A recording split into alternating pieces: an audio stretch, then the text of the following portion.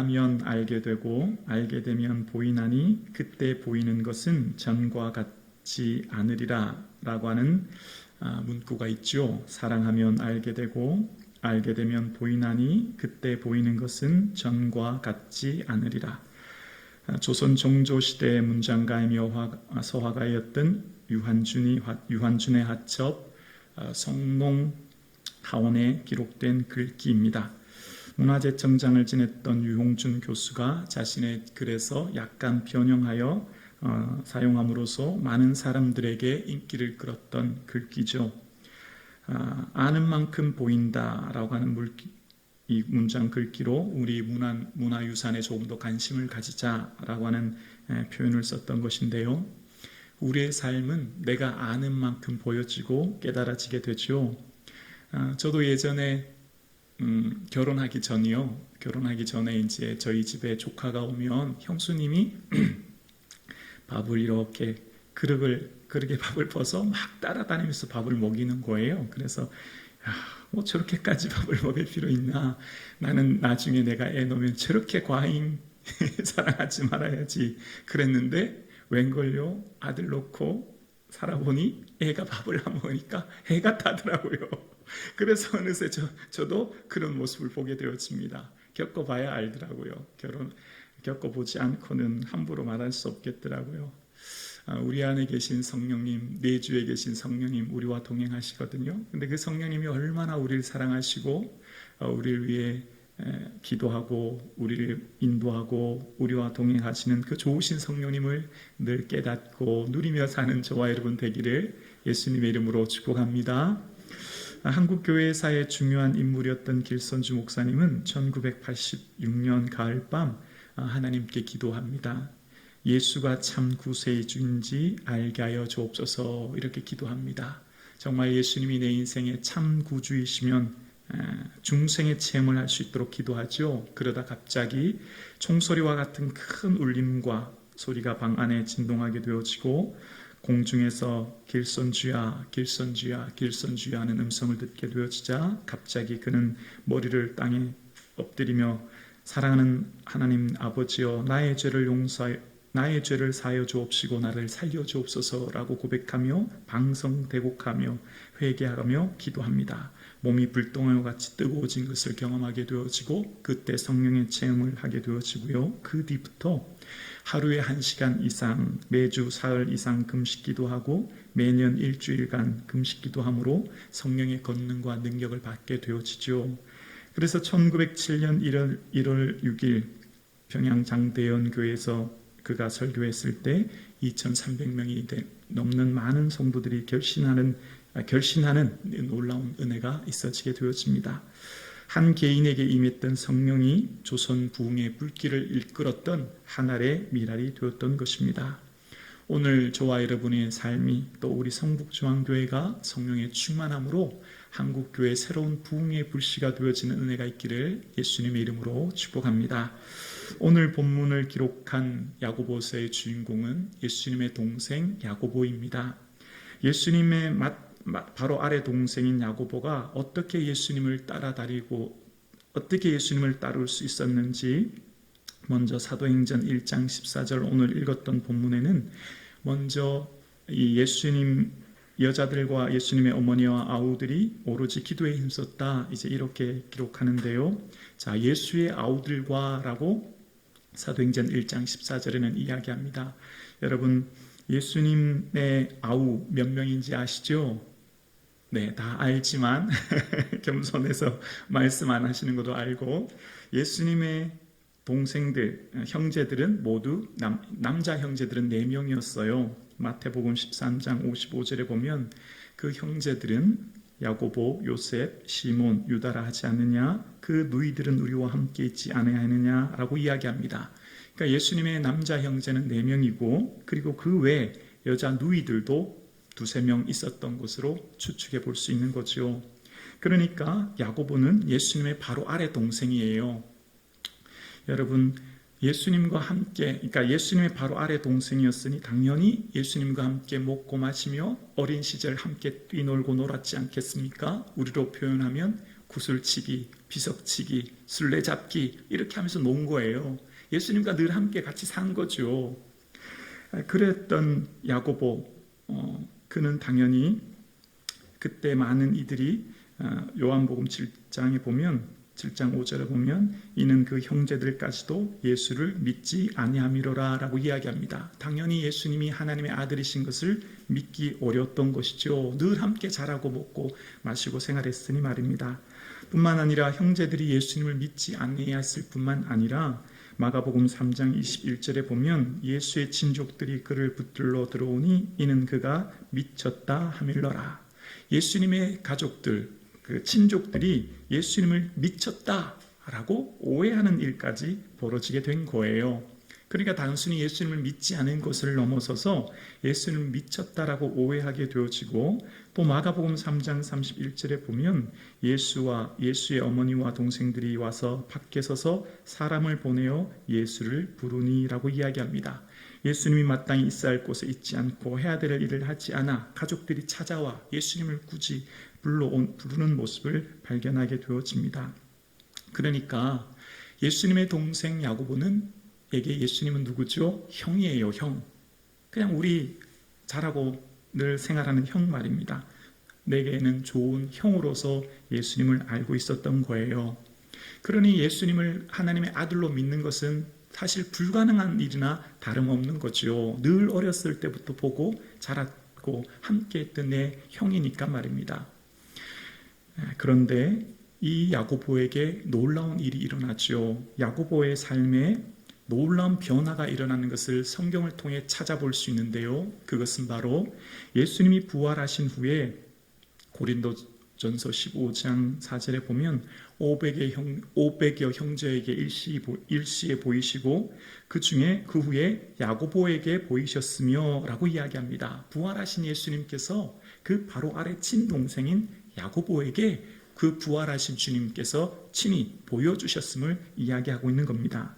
그러니까 야고보의 인생의 결정적인 변화, 내 육신의 형으로만 알고 있었던 예수님을 이제 하나님의 아들 예수 그리스도로 부활하신 주님으로 깨달을 수 있었던 것은 고린도전서 15장 7절에 있는 야고보에게 보이셨다고 하는 부활하신 주님이 야고보에게 나타나 보여주심으로 말미암아 야고보의 인생이 새로운 변화의 계기를 마련하게 되었던 것이죠.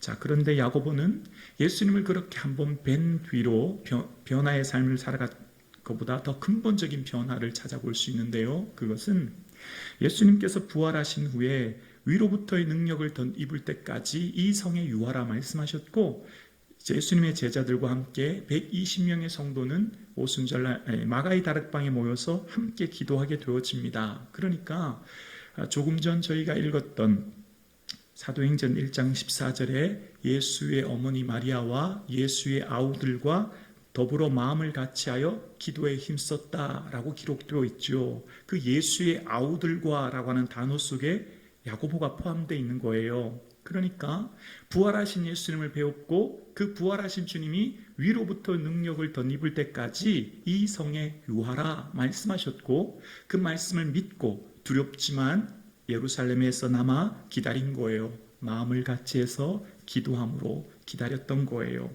자, 그러자 사도행전 2장에 보면 성령의 충만한 은혜를 받게 되어집니다.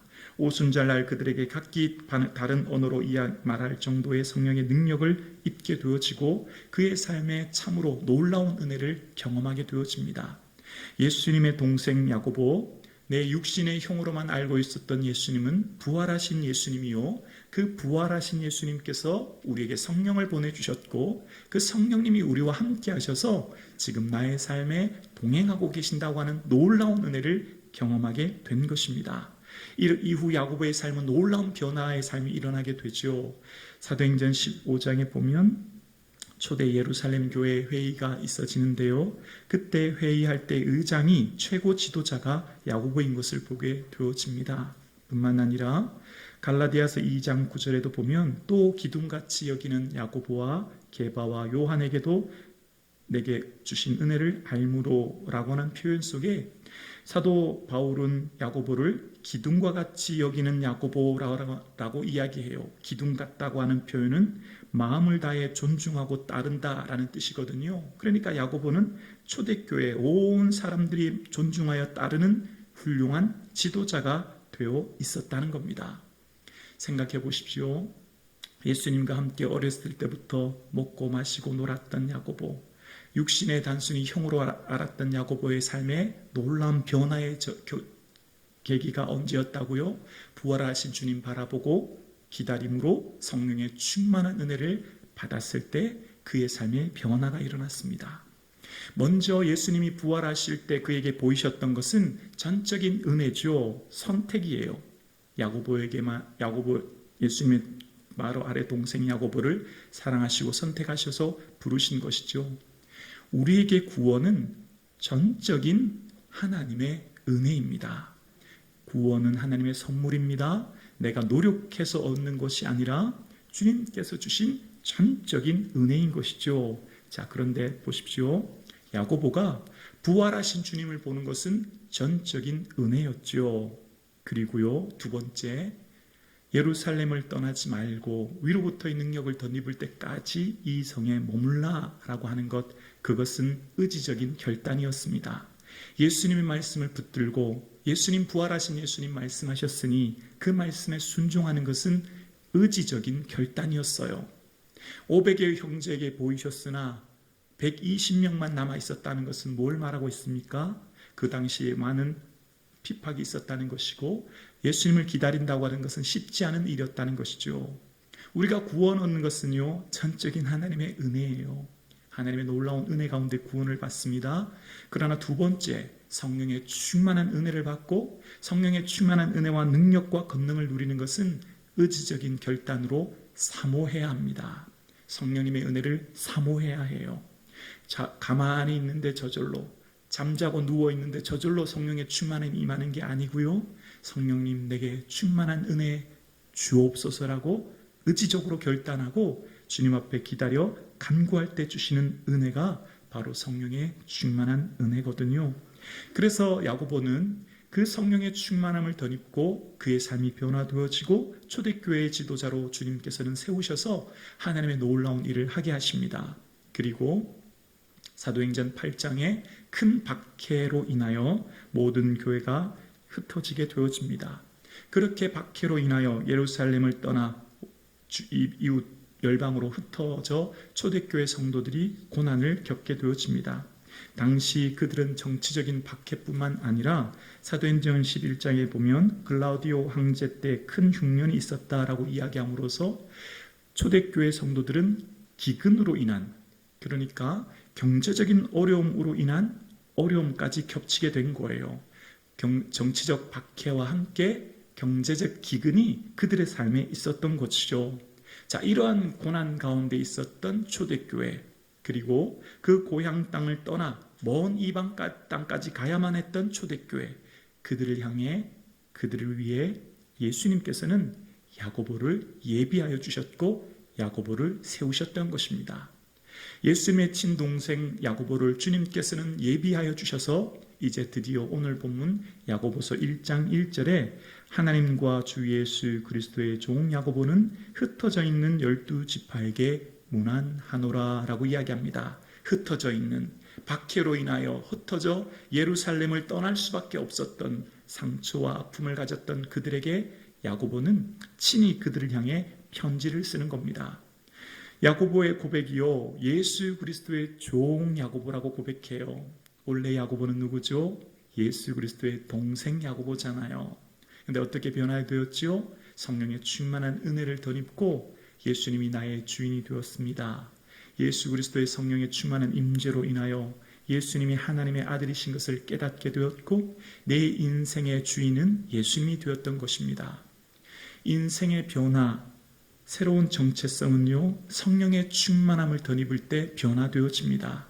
내 인생의 주인이 내가 아니라 예수님인 것을, 내 인생의 목적이 나의 기쁨이 아니라 예수 그리스도의 기쁨으로 사는 것, 내 인생의 최종적인 목적이 오직 주님의 영광인 것을 그래서 먹고 마시고 앉고 걷고 서는 모든 일들의 생각이 예수님의 기쁨으로 변화되어지는 삶, 그것은 성령의 충만한 은혜로 말미암아 변화로 말미암아 겪게 되는 것이죠. 그래서 야고보는 예수 그리스도의 종 야고보라고 자신을 소개해요. 성령의 충만함을 받고 보니 내 인생의 목적, 예수님이 날 왜 부르셨고 내가 오늘 왜 있게 되어지는지 의미를 알게 되었던 거죠. 그리고 이제 박해로 인하여서 예루살렘을 떠나 흩어질 수밖에 없었던, 기근으로 인하여 경제적인 궁핍과 정치적인 박해로 인하여 어려운 상황 가운데 있었던 그들에게 편지하는 야고보를 보게 되어집니다. 그렇습니다. 하나님께서는 바로 이때를 위해, 주 예수 그리스도께서는 바로 이때를 위해 동생 야고보를 준비하셨고 초대교회 박해와 고난 가운데 있는 교회를 격려하게 하시고 위로하게 하시는 모습을 발견하게 되어집니다. 오늘 사랑하는 성북정한 성도님, 일부 예배 드리시는 사랑하는 성도님, 저와 여러분의 삶은 하나님의 계획과 하나님의 준비하심 가운데 오늘 저와 여러분이 이곳에서 예배 드리는 줄로 믿습니다. 야고보를 이전에 준비하여 계획하여 주셨고 은혜 주셨던 것처럼 오늘 나의 삶 또한 현재 내가 이곳에 있는 것, 하나님의 계획 가운데 내가 있어지게 되어지고 하나님께서 나를 이곳에 보내신 것은 나를 통하여 주의 기쁨, 주의 영광을 위해 오늘 내가 살게 하신 줄로 믿습니다. 그래서 야고보의 삶은요, 박해로 인하여 어려움 가운데 있는 초대교회의 첫 번째 하는 말들이 내 형제들아 너희가 여러 가지 시험을 당하거든 온전히 기쁘게 여기라 라고 편지합니다. 여러분, 여러 가지 시험을 받으면 고통스럽고 눈물이 나고 아프고 지칩니다. 여러 가지 시험을 만나면 기뻐할 사람 아무도 없습니다. 그런데 웬일인지 이 야고보는 그 시험 가운데 온전히 기쁘게 여기라 라고 이야기하고 있습니다. 하나님, 이 야고보는 기쁨으로 받아들이지 않은 이 상황을 온전히 기쁘게 여기라 라고 하며 온전히라고 하는 단어 속에 이 충만한 기쁨을 누리라는 거예요.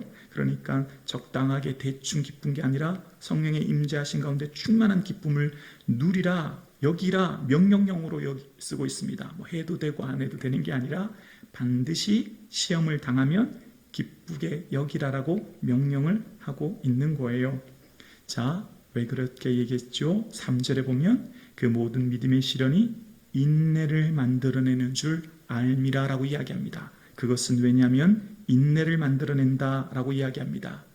우리에게 주신 인내는 그 인내로 말미암아 예수 그리스도께서 날 향한 구원의 경륜을 보게 하시고 그 구원의 경륜, 하나님이 날 향한 계획과 뜻을 깨닫게 하심으로 나를 그 영원한 하나님 나라로 이끄시는 것, 그것이 바로 인내입니다. 오래 참고 기다림으로 말미암아 우리는 결국 어떻게 된다고요? 저 영원한 하나님 나라로 인도함 받게 되어지죠. 너희 인내로 너희 영혼을 얻으라 라고 하는 누가복음 21장 19절 말씀처럼 시련을 견디고 인내함으로 말미암아 우리에게는 구원의 은혜를 얻게 되어지죠. 그래서 야고보서 1장 12절에도 보면 시험을 참는 자는 복이 있나니 이는 시련을 견디어 낸 자가 주께서 자기를 사랑하는 자들에게 약속하신 생명의 면류관을 얻을 것이기 때문이라 라고 이야기합니다. 인내함으로 뭘 얻는다고요? 생명의 면류관을 얻게 되어진다는 것입니다. 인내함으로 하나님의 예수 그리스도의 그 구원의 경륜과 뜻을 깨닫게 되어지고 인내함으로써 통하여 주시는 은혜를 누리게 되는데요. 그것은 인내는요, 믿음의 시련으로만 가능하게 되었습니다. 우리에게 있는 인내라고 하는 이 은혜는 그냥 저절로 생기는 게 아니고요, 반드시 믿음의 시련이라고 하는 여러 가지 시험이라고 하는 그 어려움을 통하여 잉태하는 것이 인내라는 거예요. 이 믿음의 시련은, 야고보서에 등장하는 믿음의 시련은 성도들을 낙심하게 하고 절망하게 하게 하는 게 아니라 이 믿음의 시련으로 인하여 성도들을 격려하고 오히려 믿음을 세우는 것이 이 믿음의 시련, 믿음의 테스트거든요. 그러니까 이 믿음의 시련도 가만히 들여다보면 전적으로 하나님의 은혜인 것을 알게 되어져요. 왜죠? 이 시련을 통해 우리를 넘어뜨리고 시험에 들어 우리를 쓰러뜨리고 우리를 지옥으로 가게 하는 그런 고통스럽게 하는 시험이 아니라 우리의 삶을 정금같이 나오게 하고 우리의 삶을 하나님께 더 가까이 가게 하고 우리의 삶의 믿음을 더 단단히 굳게 매게 하는 것이 믿음의 시련이고, 그 믿음의 시련을 인내함으로 겪게 하시는 것 또한 성령의 열매이고요, 그 성령으로 말미암아 인내하게 하시는 것도 주님의 은혜입니다. 그러니까 고난, 믿음의 시련은 이것 자체도 하나님의 은혜라는 거예요. 주께 더 가까이 나가게 하기 위한 은혜이고, 그 믿음의 시련으로 오는 인내 또한 하나님의 은혜라고 이야기합니다. 그 결과를 4절에 이야기하기를 인내를 온전히 이루라. 이는 너희로 온전하고 구비하여 조금도 부족함이 없게 하려 함이라 라고 이야기합니다. 시련으로부터 오는 인내를 참으면 온전하고 성숙하다는 의미죠. 구비하여 완전하다는 뜻이죠. 그리고 뭐라고요? 조금도 부족함이 없게 하려 함이라 라고 이야기합니다. 우리의 성품을 이야기하는 거예요. 우리의 삶의 속사람을 이야기하는 거예요. 성도의 삶에 궁극적으로 성숙되어지고 완전하여 부족함이 없는 성품으로 이끌어가게 하시는 것, 그것이 바로 인내로부터 얻게 되는 성령의 은혜라는 것입니다. 이 인내는 사람이 할 수 있는 노력이 아니라 전적으로 성령께서 주시는 은혜입니다. 우리가 참고 견디는 것은 한계가 있거든요. 우리가 참고 견디는 것은 어느 정도까지 하고 나면 더 이상 탈진해버려요. 그런데 그 자리를 끝끝내 지키고 견디고 계속해서 그 일을 할 수 있는 것은 성령의 은혜입니다. 성령의 전적인 선물이 바로 이 인내함이거든요. 성령의 열매의 첫 번째가 뭐죠? 사랑과 라고 시작하지 않습니까? 사랑과 희락과 화평으로 시작하는데, 그 사랑은 고린도전서 13장에 뭐라고 말하죠? 사랑은 오래 참게 하는 거죠. 성령에 주시는 은혜가 인내고요, 그 성령에 주시는 인내함으로 말미암아 견디게 하시는 거예요. 그 인내로 말미암아 주님께서는 그 공동체를 살리고 그가 있는 삶의 자리를 세우는 것 위에 인내를 주십니다. 예수님께서 지금 야고보를 세웠고, 야고보가 그 환난과 박해 가운데 있는 초대교회에 편지합니다. 그들에게 주님이 뭐라고 말씀하고 있죠? 인내를, 시험을 기쁘게 여기래요. 그리고 그 기쁘게 여김으로 말미암아 인내를 얻게 되어지고, 그 인내로 인하여서 온전하고 구비하여 부족함이 없게 하시고자 하는 하나님의 뜻이 담겨져 있다 말하고 있습니다. 박해받고 고난 가운데 있는 초대교회가 믿음을 떨쳐버리고 삶의 자리를 버리고 모든 것을 내팽겨버리고 떠나게 하는 게 아니라 성령님께서는 그 삶의 자리를 굳건히 지키게 하는 거예요. 성령님이 충만히 임재하면 내 삶의 자리를 굳건히 지키게 하십니다. 내 삶의 자리를 인내하고 견디게 하시는 거예요. 그래서 그 삶의 자리 가운데 하나님께서는 그 공동체를 그를 통해 세워가십니다. 인내하는 한 사람, 겨자씨와 같은 믿음을 가진 그 한 사람의 믿음이 하늘의 땅에 떨어져 썩음으로 많은 열매를 맺게 하시는 거예요. 오늘 일부 예배 드리시는 사랑하는 성도님, 지금 내가 발디디고 있는 삶의 자리가 지치십니까? 힘이 드십니까? 성령님을 의지할 수 있기를 주의 이름으로 축복합니다. 성령님의 주시는 은혜를 의지하여 그 성령의 주시는 인내함으로 내 삶의 자리를 굳건하게 견뎌내시는 저와 여러분 되실 수 있기를 주의 이름으로 축원합니다. 믿음으로 인내하는 어머니를 통해 그 가정을 지키게 하시는 거예요. 믿음을 통해 인내하는 그 성도 한 사람을 통해 그 기업을 지키게 하시는 거예요. 믿음을 통해 인내하는 그 한 사람을 통해 그가 속한 공동체를 지키게 하시는 것입니다. 우리의 삶 가운데 모든 인생에 어려움이 없고 고난이 없고 형통한 것을 우리는 다 원하고 바랍니다. 그러나 오늘 본문을 통해 깨닫게 되어지는 것이 있습니다. 때로 고난이 있을 수 있고 여러 가지 시련이 우리 가운데 있을 수 있다는 것입니다. 그러나 그 시련조차 우리가 기쁘게 여기고 묵묵히 그 자리를 지켜낼 때 하나님께서 주시는 부족함이 없는 은혜와 영광을 누리게 하시고 그를 통해 그 공동체를 지키게 하시는 놀라운 은혜를 만나게 될 줄로 믿습니다.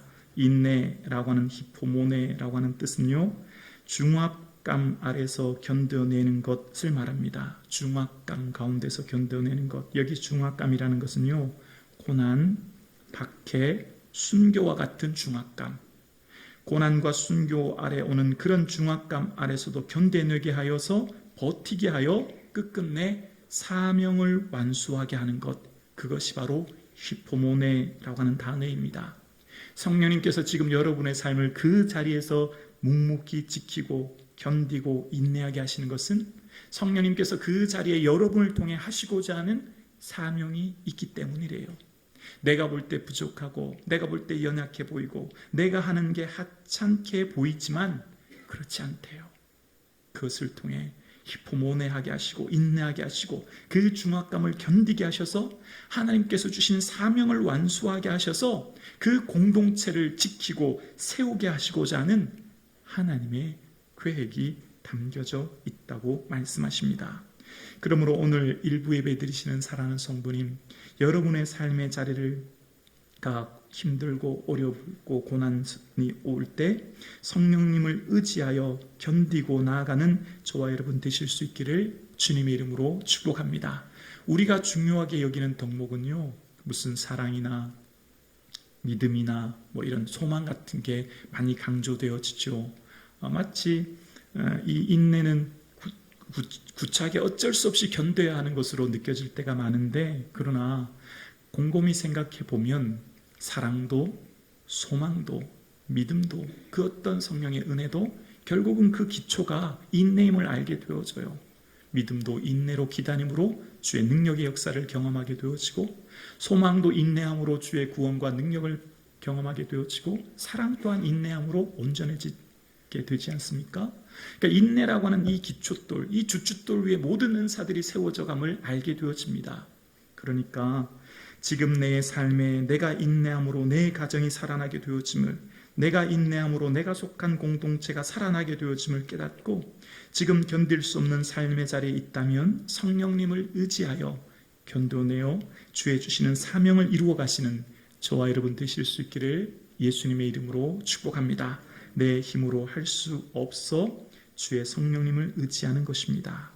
이것은 우리의 노력으로 얻어진, 이것은 우리가 힘써서 얻어지는 것이 아닌 성령의 전적인 선물이므로 주의 은혜를 구하여 날마다 주님께 나아가 내 삶의 자리를 굳건하게 지켜내시는 인내함의 열매를 맺어가시는 저와 여러분 되실 수 있기를 주의 이름으로 축복합니다. 기도드리겠습니다.